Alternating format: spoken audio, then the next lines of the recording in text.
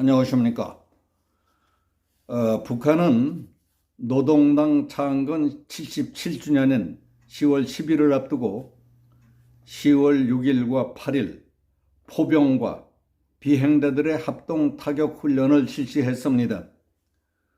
9월 말부터 북한이 이틀에 한 번꼴로 발사한 탄도미사일들은 전술 핵탄두 탑재가 가능하다는 것을 과시하면서 한국에 대한 핵 위협을 노골적으로 드러내기 위한 것으로 해석됩니다.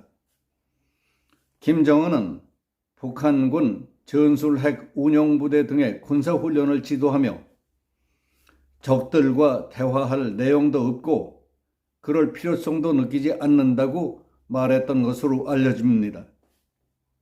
김정은의 이 메시지는 우리는 핵무기를 갖고 있고 영원히 보유할 것이다.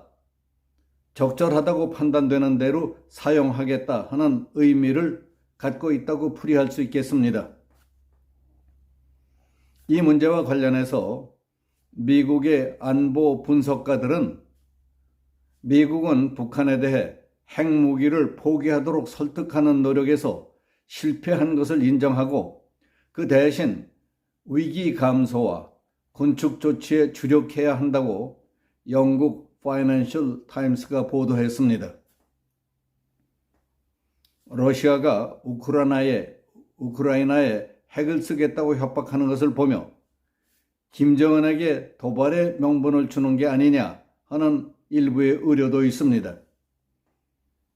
그러나 동아일보는 현대전의 특징과 우크라이나 전쟁이 김정은에게 주는 교훈이라는 기획 기사를 통해 새로운 각도에서 이 전쟁을 보고 이해하는 방법을 제시했습니다.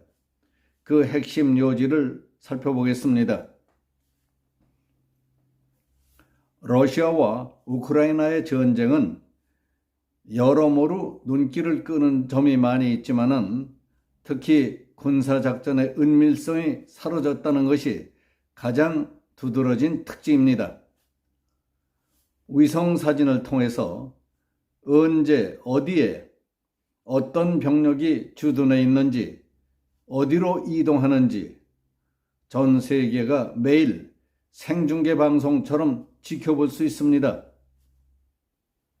위성사진이 너무 깨끗하고 또렷해서 벌판에 늘어서 있는 탱크와 무장된 장비까지 판별할 정도라고 하니 무서울 정도입니다. 이처럼 모든 걸 위성사진으로 손금보듯 볼 수 있는 세상에서는 선제 공격을 하는 쪽이 크게 불리하게 되어 있습니다. 미국 전략국제문제연구소 CSIS는 10월 7일 북한의 자강도 회중리에 건설된 연대급 대륙간 탄도미사일 ICBM 기지가 위성사진을 통해 공개됐습니다. 이 기지는 여의도의 2배가 넘는 약 6평방킬로미터 면적에 자리 잡았고 비무장지대 북쪽으로 383km, 중국 국경과는 불과 25km밖에 떨어지지 않았습니다. 그런데 위성사진 화질이 얼마나 깨끗하고 좋은지 기지가 운용본부와 보안시설, 지하시설, 거주 및 농업지원시설 등 6개 구간으로 나뉘어져 있다는 것도 알 수 있습니다. 이동식 발사 차량과 이동식 교치대 등을 어디 두고 있는지도 한눈에 알아볼 수 있습니다. 골짜기를 따라서 6m 폭의 도로와 그 옆에 있는 땅굴 입구 12개도 보입니다. 각 땅굴 입구는 너비가 8m 또는 15m라는 것도 분간이 됩니다. 이처럼 적나라한 모습을 김정은 입장에서 생각해 보십시오. 민간인들은 접근도 못하게 하며 막대한 물자와 군인들을 동원해서 굴을 팠는데 위성사진 한 장에 탈탈 털려버리다니 아뜩하지 않겠습니까? 대를 이어 20년 이상 공들여 만든 비밀이 위성 때문에 삽시간에 물거품이 되어버린 겁니다. 땅굴 입구까지 또렷하게 보이다니 그건 더 이상 비밀기지가 아닙니다. 무슨 일이 벌어졌다 하면 한국의 순항미사일이 입구를 타격하고 지하 100m 이상을 뚫고 들어가는데 정확도까지 뛰어난 현무4 미사일이 떨어진다면 지하에 지진이 발생합니다. 그러면 지하에 숨겨놓은 ICBM은 모두 땅속에 묻혀버리고 맙니다. 그렇다면 미국이 파악하고 있는 북한 미사일 기지가 회중리뿐이겠습니까? 회중리에서 15km 떨어진 곳에 있는 영절이 미사일 기지도 마찬가지로 한눈에 다 보입니다. 외진 산골로 이어진 북한의 도로를 따라가면 미사일 기지뿐 아니라 각종 군 기지 등이 일반용 구글 어스에서 다 보입니다. 한국이 최근 개발한 세계 최고 수준의 관통력을 가진 현무4 미사일은 북한의 최고 장점인 전국의 갱도화를 최악의 단점으로 바꾸어 버렸습니다. 미사일이 떨어지는 갱도는 그냥 무덤으로 변해버리기만 때문입니다. 문제는 북한을 지켜보는 것이 위성뿐이 아니라는 데에 있습니다.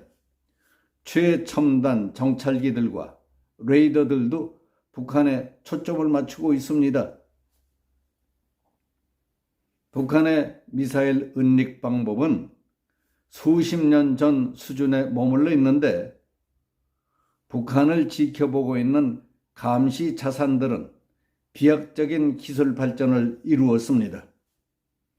미국은 북한에서 운행되고 있는 차량 숫자까지 다 파악하고 있습니다.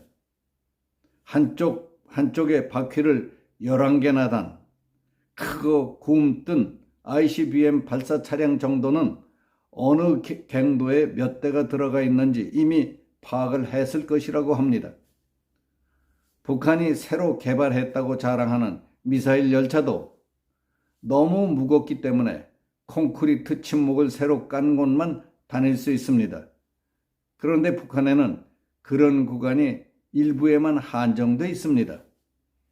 미사일 열차가 언제 어디서 나와 어디로 가는지도 다 알 수 있다는 뜻입니다. 만약 북한의 미사일 갱도가 여기저기서 동시다발적으로 분주하게 움직인다면 한국, 미국, 일본의 모든 감시 자산이 북한을 들여다보며 미리미리 대비하게 되어 있습니다. 김정은은 몇 발만 꺼내서 선제 공격을 할 수도 없습니다. 단 한 발이라도 한국으로 날아오면 바로 그게 전쟁입니다.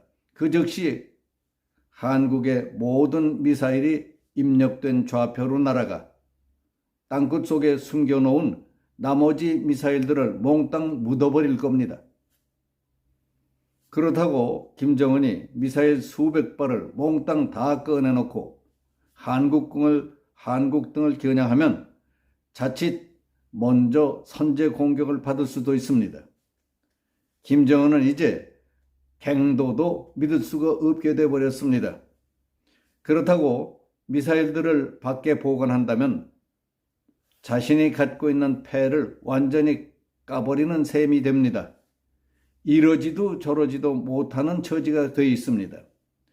강력한 감시 자산과 일거의 북한의 미사일 기지들을 무덤으로 만들 수 있는 현무4의 등장은 북한에게는 악몽입니다. 그리고 상대를 손금 보듯 내려다보는 강력한 감시 자산은 실로 엄청난 힘입니다. 막다른 골목에 몰려 겁에 질린 개는 이빨을 드러내놓고 짖습니다. 꼬리를 감추고 더 심하게 짖게 마련입니다. 여기서 마치겠습니다. 감사합니다.